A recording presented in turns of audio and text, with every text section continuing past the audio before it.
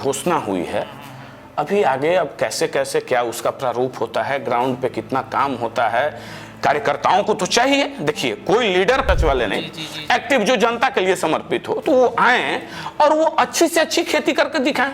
तो बड़ी आशावादी लोग हैं और पॉजिटिव राजनीति करना जानते हैं। पार्टियां कोई भी है, जनता के लिए, जनता के प्रति समर्पित होकर अगर कोई भी दल काम करता है तो स्वागत है। लड़ाई किस बात की?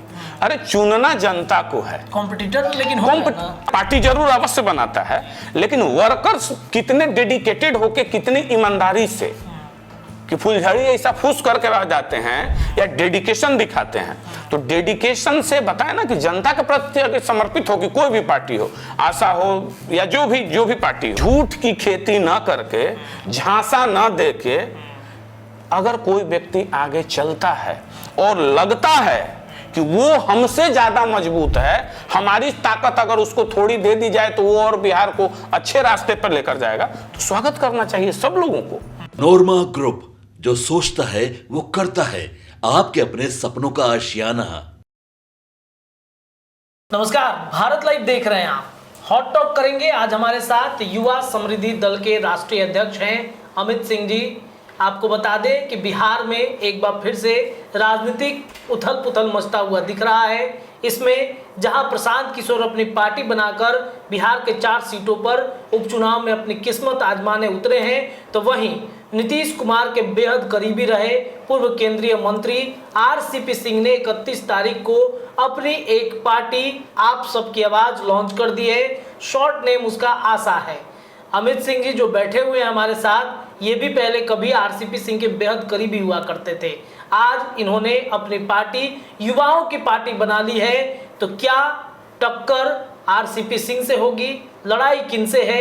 आरसीपी सिंह के पार्टी बनाने के बाद बिहार की राजनीति कैसे बदलेगी?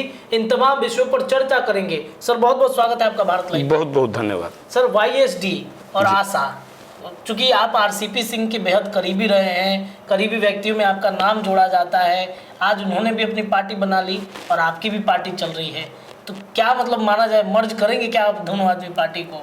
नहीं, देखिए सबसे पहले तो पार्टी बना है जी, इसके लिए बहुत बहुत शुभकामना है, बधाई है। और ये भारतीय लोकतंत्र की खूबसूरती है। और लोकतंत्र में जितना ज़्यादा कंपटीशन होगा ना, उतना ही जनता को मौका मिलता है चूज करने का। अब 2-4 के बीच में चूज करना हो तो कभी सब एक दूसरे में सिंडिकेट बना सकता है, एक ये भाषा है। लेकिन अगर बहुविकल्पी हो जाए, लोकतंत्र में ये होना चाहिए, बहुविकल्पी व्यवस्था होनी चाहिए। और ये भारतीय लोकतंत्र की यही खूबसूरती है। तो बहुविकल्पी जब बिहार होगा तो अच्छे लोग निकल कर आएंगे, जनता को अच्छे लोगों को चुनने में बनेगा। तो एक अच्छी शुरुआत है, अच्छी पहल है, स्वागत करते हैं उनका। बिल्कुल। तो बिहार की राजनीति में नई पार्टी वो लाए हुए हैं, चिंताएं तो सबकी बढ़ाएंगे, आपकी भी चिंताएं बढ़ाएंगे। मजबूत व्यक्ति हैं, वो पूर्व केंद्रीय मंत्री रह चुके हैं, नीतीश के खासम खास है, और वो ये कहते हैं कि संगठन कैसे बनाया जाता है, मजबूत कैसे किया जाता है, ये हमसे बेहतर कौन जानता है। जदयू में हमने क्या कुछ नहीं किया है। तो लड़ाई तो आप लोगों के बीच हो गई ना? नहीं, लड़ाई कुछ नहीं है। देखिए हम लोग बड़ी आशावादी लोग हैं और पॉजिटिव राजनीति करना जानते हैं। पार्टियां कोई भी है, अगर सच के आधार पे, सच की बुनियाद पे, ईमानदारी पूर्वक जनता के लिए, जनता के प्रति समर्पित होकर अगर कोई भी दल काम करता है तो स्वागत है। लड़ाई किस बात की? अरे चुनना जनता को है, कॉम्पिटिटर लेकिन अच्छी बात है ना। कंपटीशन की भावना जब नहीं होगी, वो छोटा सा उदाहरण से समझाएं। आप बचपन से स्कूल में हम लोग पढ़ते थे, तो रहता था ना कि 1 रोल नंबर पे कौन आएगा, 2 पर पहले रोल नंबर वाइज होता था। तो एक कंपटीशन की भावना बनी रहती थी, तब तो लोग अपनी मजबूती से तैयारी करते थे, पढ़ते थे। छात्र तो अच्छा से अच्छा परफॉर्म आगे जाकर करते थे। तो अच्छी बात है ना। बिहार एक बॉल है, एक कटोरा है जिसमें बहुत सारे लोग रहते हैं, सब चीज है।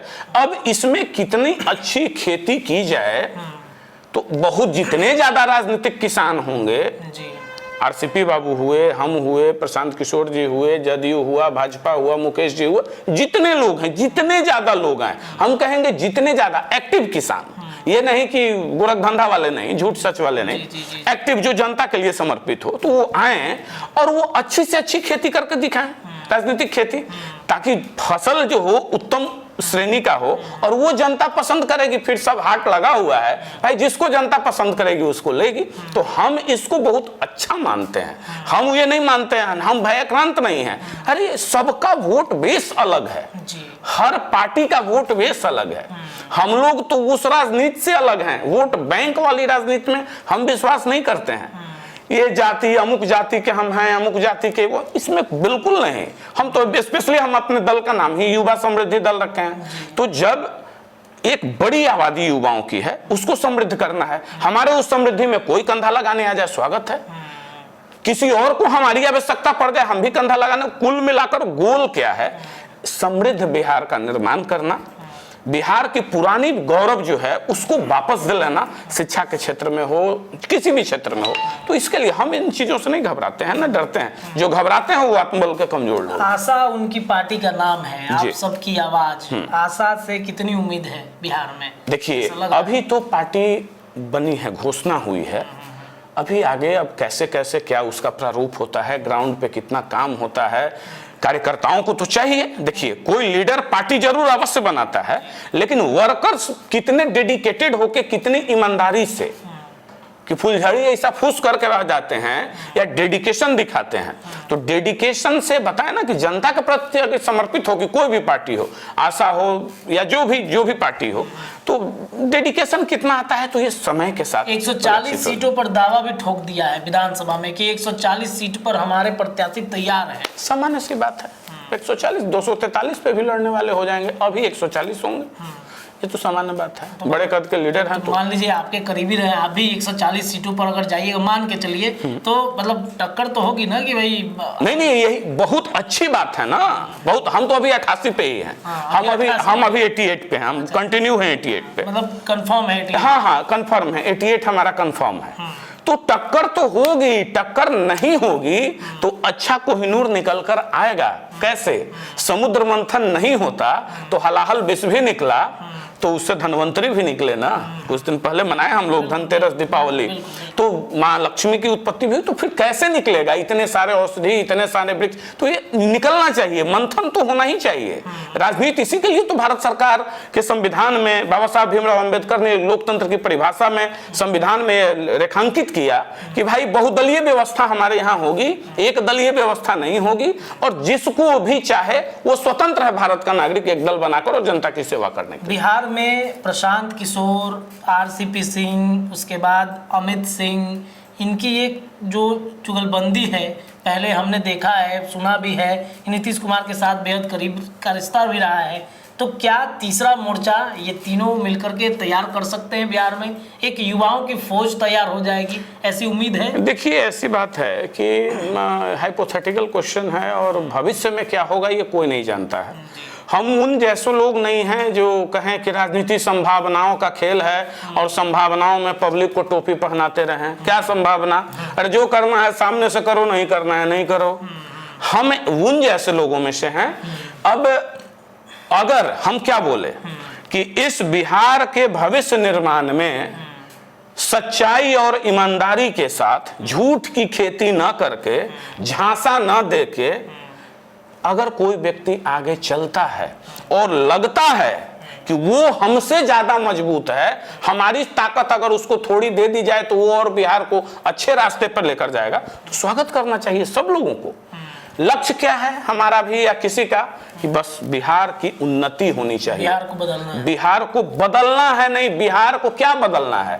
जो बिहार है, बिहार को बदलने की औकात किसी में है? नहीं तो कहते तो हैं नहीं। बिहार छोड़िए ना, प्रशांत किशोर जी क्या बोलते हैं, उनकी कितनी बात है वो आगे बता देंगे। बिहार को नहीं बदलना है, बिहार हमारा बहुत ही सुंदर है, इसको क्या बदलना है? प्रकृति से के संसाधन से भरा पूरा बिहार है, इसके ऊपर जो धूल जमा हुआ है ना, जाति का धूल हटाना है, धर्म का धूल हटाना है, सुस्ती का धूल हटाना है, शिक्षा का अलख जगाना है, रोजगार का अलख जगाना है, और बिहार को बदलने की आवश्यकता नहीं है। बिहार अपने स्वरूप में ही हमेशा चमकता रहा है। तो फिर उन लोगों के दावे का क्या, जो बिहार बदलने नहीं? अब वो तो देखिए उनका तो मैक्सिमम दावा झूठ पे आधारित है, इसलिए तो हम विरोध करते हैं। हमको उनसे कोई निजी तो है नहीं। झूठ बोलते हैं वो। अरे भाई मैक्सिमम दावा झूठ पे आधारित है। अच्छा बताइए। सब तो सही नहीं डे फर्स्ट से हम कहते हैं। पदयात्रा प्रारंभ किए, जगह जगह बोले, वेटनरी ग्राउंड में लोगों को बुलाया, पार्टी बनाएंगे, संविधान बन रहा है, इतने बुद्धिजीवी लोगों को हम संविधान बनाने को दिए हैं। अब पार्टी का रजिस्ट्रेशन 2 साल पहले करा लिए। तो जब आपकी बुनियाद, आपकी शुरुआत झूठ के साथ हुई है, आप पे ट्रस्ट कैसे करें? How can I trust you? कैसे हम आप पर विश्वास कर सकते हैं? पहली बात। दूसरी बात, जलजला ला देंगे, तहलका मचा देंगे, ये कौन सी भाषा है? अब शिक्षा लाएंगे तो शिक्षा कैसे लाएंगे? शराब बंदी बंद खोलेंगे, उससे जो पैसा होगा उससे शिक्षा लाएंगे।